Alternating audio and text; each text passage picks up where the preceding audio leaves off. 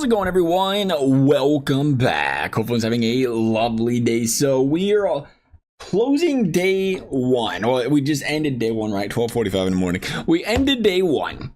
And we're going to quickly try to go over, and this is part of a series, things we'll do throughout the season, throughout the year. Your best players to buy, best players to sell, best players to kind of just flip. I want to say best players to flip, but best situations to do with your stubs right now to maximize your stubs, to make stubs down the road, to prevent yourself from losing stubs right now. And again, we'll try to do our best to continuously update this because it's very dynamic. The game changes, the mode changes a lot throughout the season. But we're a day in. We're up to 87k for those that are new to the channel. I don't buy stubs. Haven't done it in years. I try to do the best to build the coin balance up the stubs through working the auction house. So far today, I think we've made I want to say about 30k. I haven't been flipping cards much. I'm being honest. Did it for honestly, I probably did it for like 30 minutes. it's been pretty good. It's been going pretty well today. But for the most part, just trying to enjoy the game. The game's coming out. The game's new. But as we go on, we'll consistently see a stub balance come up. I always feel like something about it. It builds credibility to me. It's like, you gotta have the stub balance up to create a video like this. Just check out, past years videos and past years of how we've worked the marketplace. If you do have questions, if you're looking for some sort of, I guess, rep in that regard. And anyway, let's dive into this. So, a couple things. Again, it is day one. Things are a little different this season. The number one thing I always look at when it comes to buying, selling, whether you should keep them, whether you should just use them temporarily, is kind of looking at what's happening right now as far as the collections are concerned, what's in the packs right now. Obviously what's big is pipeline players, and what is big is 20th anniversary is coming up. We'll go 20. Now I'm here to look at 20th anniversary. These are interesting to me this year. We got to remember the thing about the 20th anniversary. It's just like last year. These bad boys are going to be good, or going to be cheap now, because everybody's ripping packs. Not ripping packs, because everybody's pre-ordering it. But all this free pre-order stuff, it's going to end. It's going to end quickly. And then all of a sudden, these cards are no longer pullable. That's how it was last year. If it changes, again, Dynamic will update everybody. But right now, these are solid cards to own for 8k, I think. Specifically the Ted Williams. Specifically the cards that actually look like players and people want to use and want to buy.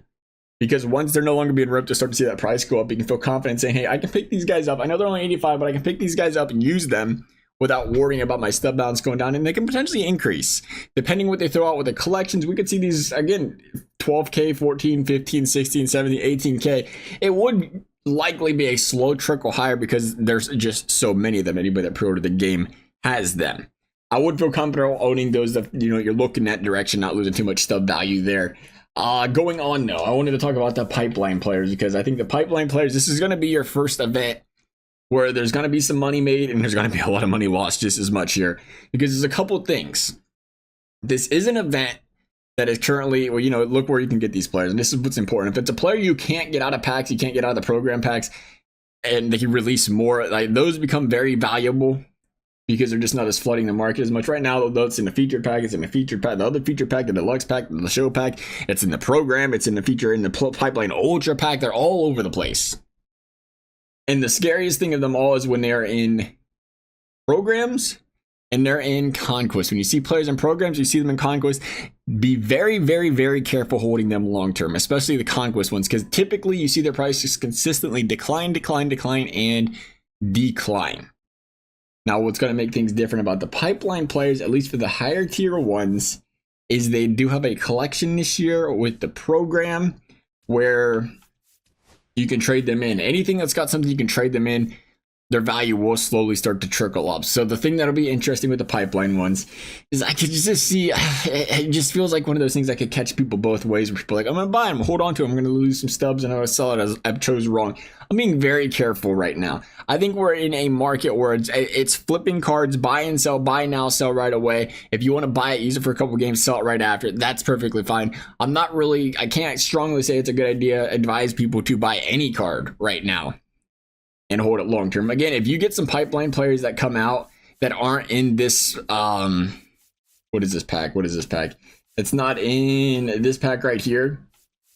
Then I'm very much interested. What is there? 3, 4, 5, 87s. So we got Cruz, we got Basalo, we got Campbell, Mayer, and Painter. So let me back out of this. See if we can remember all of those. because those will be the breadwinners that'll come out of this if there is any. Eventually, there might be some. 1, 2, 3, 4, 5, 6, and there is more than that. Okay, so Bazzano was one, right? Basalo, was he in the program? It should show us. He's in the spring breakout program. He's not in the spring breakout theme programs. It might be in all the programs. I've seen the Campbell. Did we see the Schultz? Schultz might be one that's not in the program. Might only be in packs. That'd be an interesting one. Schultz will be an interesting one to me. Anybody that doesn't, anyway, though, anybody that doesn't come in these programs, when this event ends, you will slowly start to see their price trickle up. You'll start to see them make some coin. But for the time being, one, it just starts like this. I'm staying back.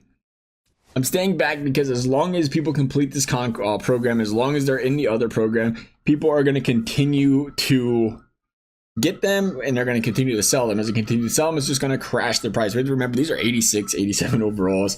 Things are going to be different this year. They're going to be different this year because we no longer have the season 1 to season 2 sets where all of these players get traded in. So we have to be very, very mindful of who you're investing into the long term and realizing, hey, an 87 overall in a month and a half might just be useless if there's a bunch of 90 overalls out that are much better. Because, right now these cards aren't the greatest. As far as hitting stats are concerned, they're not the greatest. There's not a lot of incentive to hold them long term.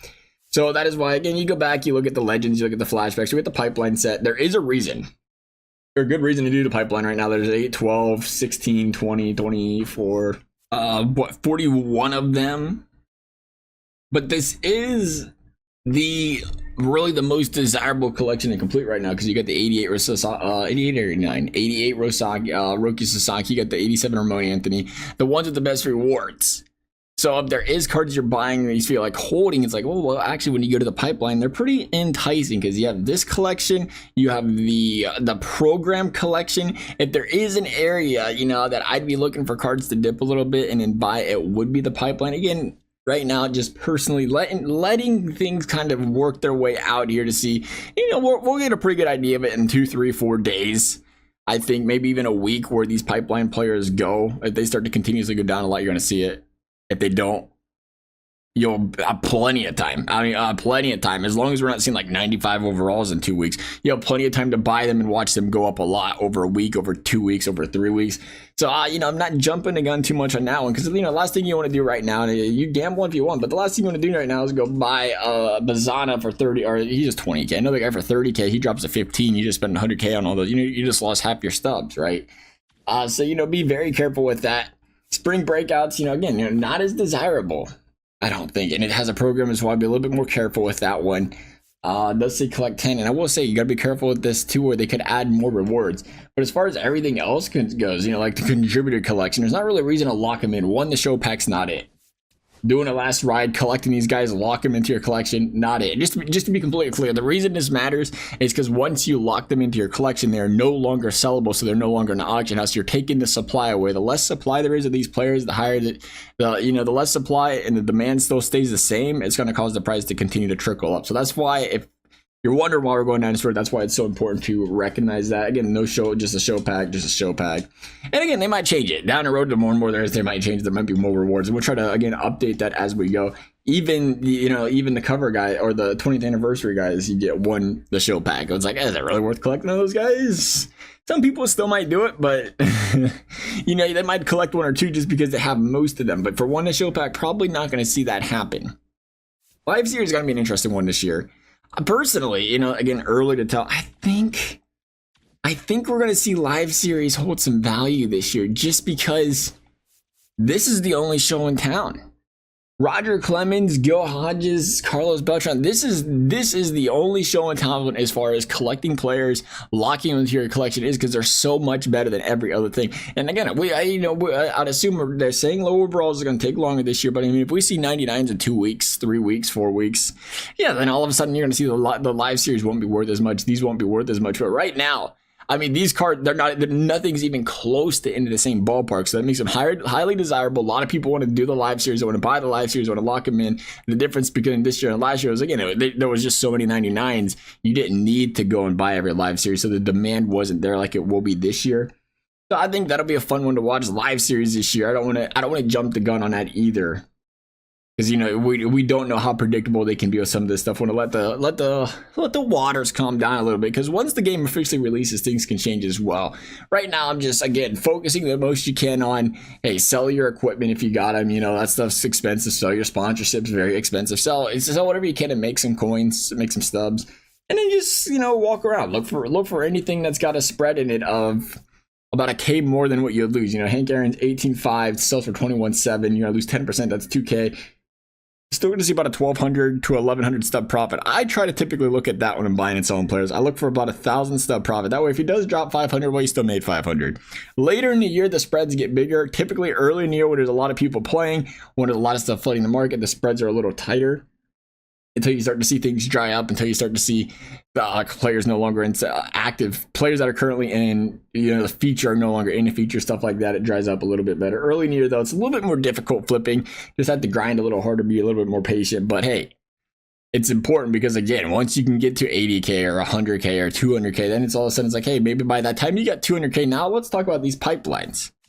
They're all of a sudden 10K and they're no longer in any sets. It's only in a program to continue to be traded in, continue to do the collections. Might see them trickle up before you can take 100, half your stuff, put them on 100K of that, and then those bad boys might double in 3 weeks, and then you're in business. So try to keep that in mind. Early stages. If you guys have any further questions, be happy to try to answer them. As always, thank you for watching. We'll see you next time.